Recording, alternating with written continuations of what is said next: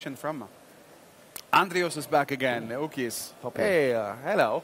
What are the advantages of hybrid OIS and 3MOS sensor? Well, first of all, you need to explain what's in hybrid OIS. Okay. Yep. And what's the 3MOS sensor? Okay. Well, the 3MOS sensor are those three sensors. They're MOS Yes. sensors. So But what does the MOS stand for? Well, it's like a metal oxide sensor. So Of course. Of course, you're testing me now, aren't you?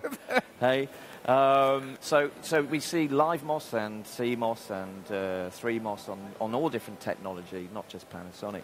And that's about the quality, what we can do in low light capability. So we're using areas of the sensor to create, when you take it out in a dark environment, that you've got very little grain or what we call noise, which is key, so you don't have to use flashes and stuff. So the 3MOS sensor uses three sensors, which are made up of about 9 million different pixels, so really high quality. And the advantage of having how is it that you actually create the higher quality with three sensors? What's the benefit in comparison? Oh, well, if you've got one sensor, you're obviously going to get a very high quality picture. If you've got three then doing more of the same thing, then it's stepping it up. It's like, you've got a first division kind of sensor, and the 3MOS is premier, a kind of premier sensor. You're getting much better output, smoother, and more kind of relation to what you see on the television. Has it to do with the fact that basically, like, any picture to be seen on the television screen is built up with the three ground colors?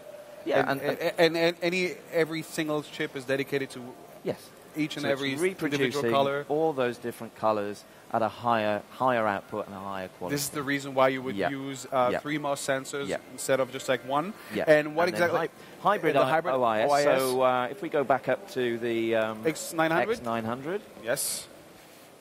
So these three camcorders here have what we call hybrid OIS. So OIS is optical image stabilizer.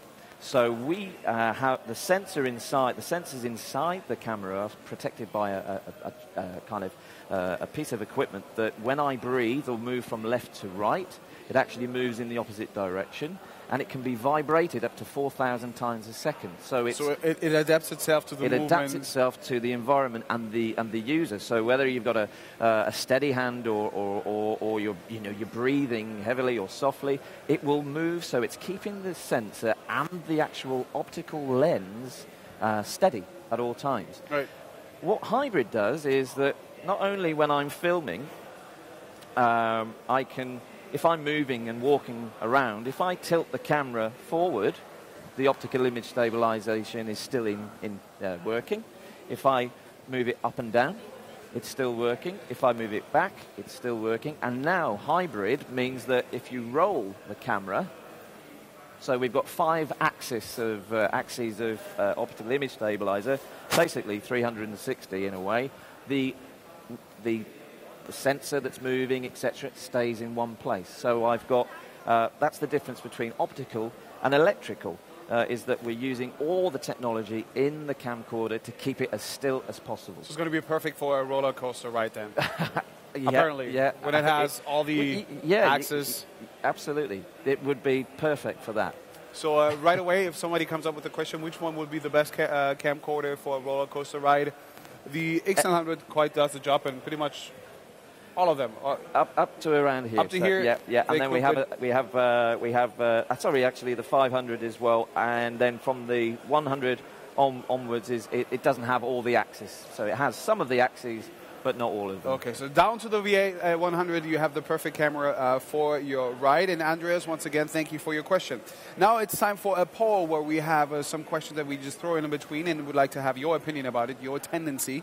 And this time we would like to know, I want a camcorder to capture the following moments.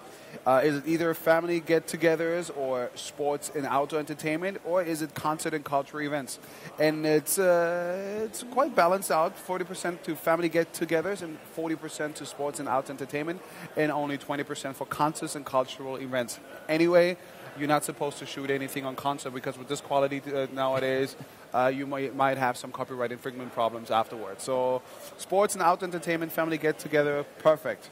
And actually, sports and outdoor, that brings us to our professional photographer who will be with us next hour to talk about the Lumix.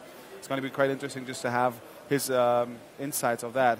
So once again, Andreas, thank you for the last question that came from